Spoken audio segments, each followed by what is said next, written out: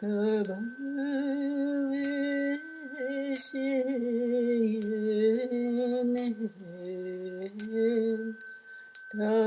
just want to say a few words about the Chittipati since we are here for that.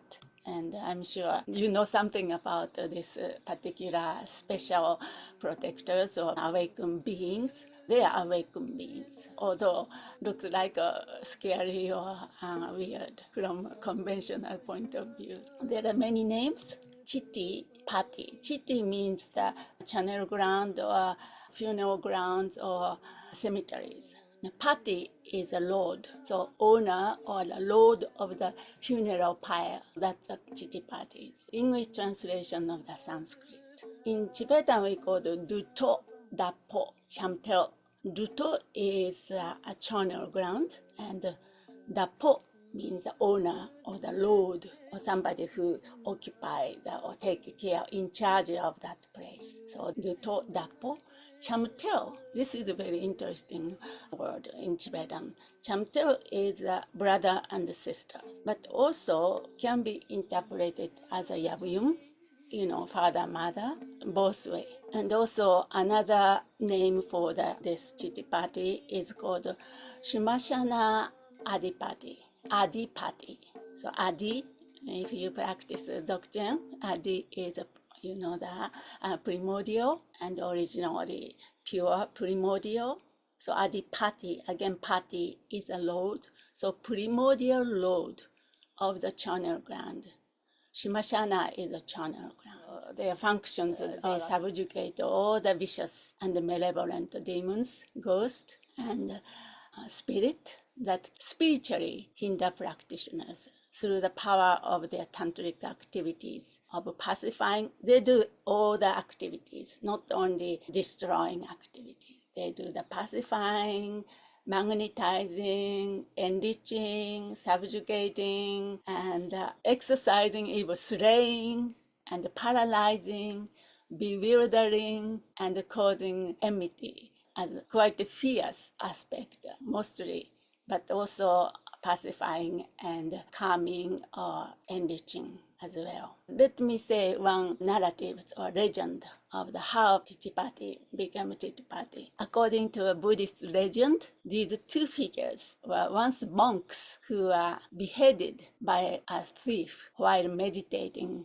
When they both are meditating during Buddha's time, a thief came, then beheaded them. So those two monks later took revenge on this thief by manifesting in a terrifying form of a skeleton spirit. They turned to be regarded as treasure guardians who protect from thieves, especially. And of course, the wealth and those things as well. So became a wealth deities as well, increasing wealth and increasing the prosperities, as well as protecting from poverty or those spiritual obscurations, obstructions. So that's one narrative, legend, how these two figures came out this way. Of course, relationship to Chakrasambhara Tantra, that's why you are here, mostly practitioners of Chakrasambhara Tantra, Heruka Vajrayogini practitioners. We invoke them as protectors in the performance of certain rituals.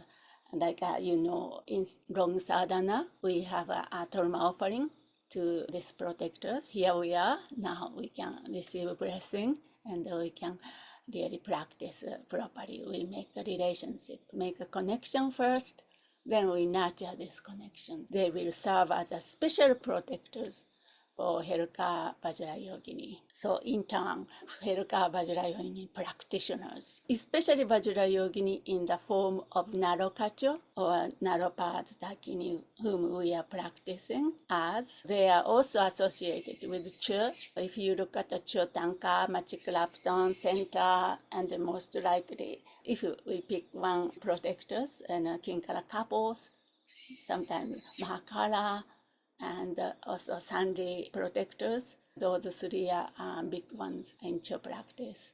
So now here we are, so we can receive the protectors for Cho practitioners as well. In other words, Chittipati is a protector of Dakini's whisper. We practice Vajrayogini, Naro Kacho Vajrayogini, to practice Dakinis and Mother Tantra. So very important protectors to make a relationship. This is also very rare in terms of transmissions. In Sakya tradition, also have this. In Sakya, if you look at the tankas, different version of tanka, what those two yabuyum or two brother and sister hold, different versions. So Sakya say one way, and the Geru tradition hold a different way.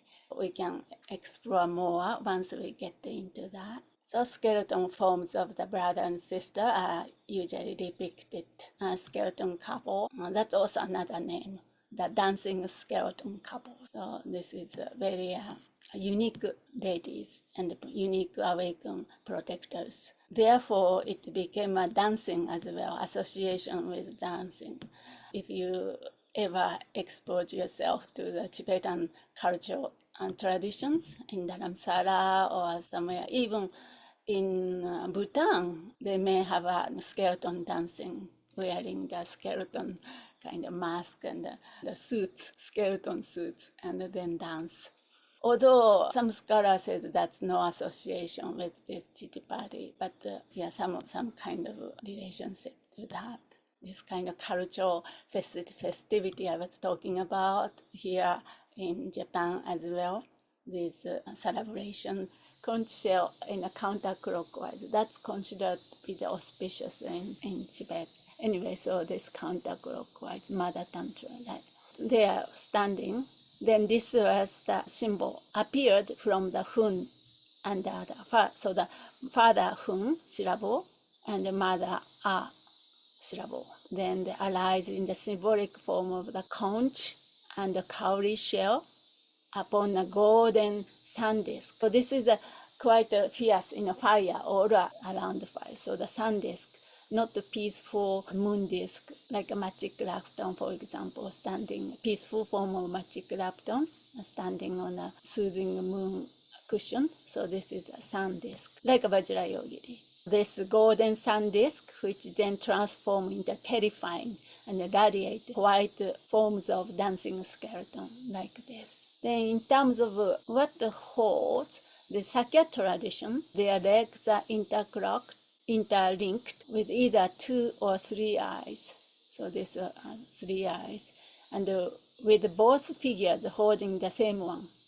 Both figures holding the attributes of a skeleton crab. So this is called the skeleton crab.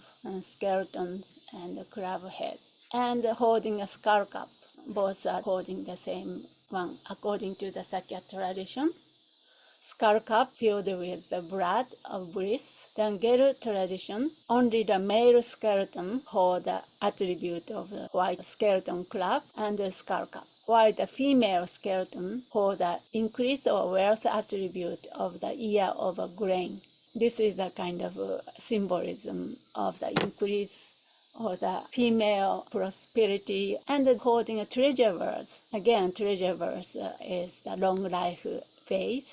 So bestow the long life, prosperity, as well as destroying the obstacles and expressing the great bliss and emptiness or everything. So symbolism. This is basically the condensation of the Heruka and the Vajrayogini manifested in the lustful protector in a channel ground. Sometimes even Geru tradition alternatively, they may both hold a blood-filled skull cup in their left hand with a small wealth base resting with them. Skeleton protectors each have 2 arms, and their white skulls have a haughty expressions.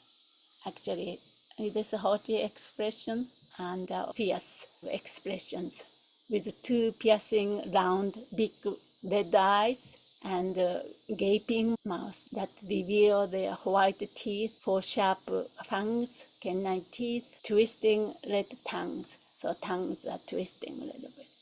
So actually, this picture, traditional tanka, is quite faithful to the sadhana or the tradition. With their head facing each other, sometimes both head to the same direction, or something, not like that, facing each other. They gaze directly into each other's eyes. This is a father-mother, Vajrayogini Heruka connection, inseparable. And each wear a golden tiara on the crown of their skulls that is adorned with 5 jewel-topped dry white skulls. Their tiara are tied with silk ribbons that soared above their head, with ends that spray out like fans. Can you see this kind of fans?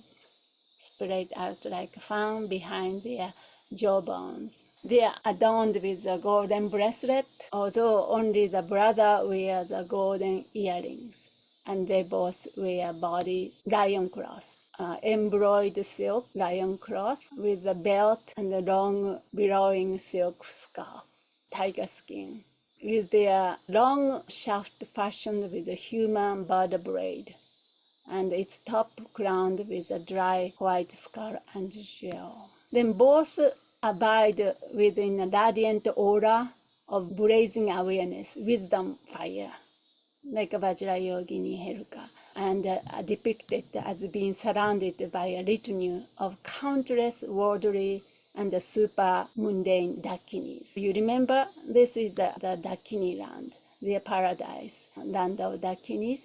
And in a channel ground, 8 channel grounds, the background of the tanka, for example, here supposed to be the funeral landscape of their abode in the Ram of Dakinis, situated in the western land of Udhyana. And the skeleton structure of their mansion or mandala palace appeared behind the frame of their aura. Some tanka shows the kind of skeleton palace made of bones and skulls and all this. Have you ever seen it? So this is just the roof of the palace. This is a very good example for the relationship to the Gelug. This is the Je Rinpoche, Lama Tsongkhapa, and the 2 disciples, and of course Chakrasambhara and Vajrayogini union, and the Tomanamo. This is the restful form of Machik Rapton, which we practice in the Dakini ear whispering net. All these are made of skull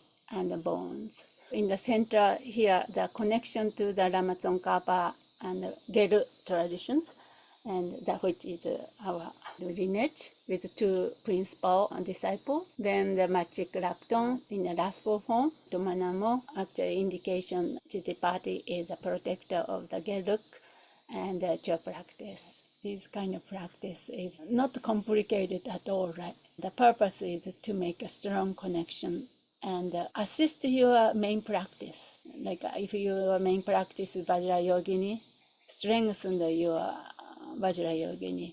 Psychological thing I cannot explain, but somehow always Chittipati is a part of your Dharma endeavor, Dharma journeys, and assist you. And not only the supreme or enlightenment spiritual journey, but also it said this particular one has the wealth and prosperities and those mundane things, which assist our practice as well, right? We need those mundane necessary things to continue our journey. Right? Especially during the retreat, even the focus of the main Idang, then this kind of practice is important to support especially for the full-time retreat, if we want to engage, this kind of practice helped me. We received this practice from my teachers. I first time translated and then sharing with you guys, so that this lineage also carried to the next generation. Otherwise, this will be buried in somewhere.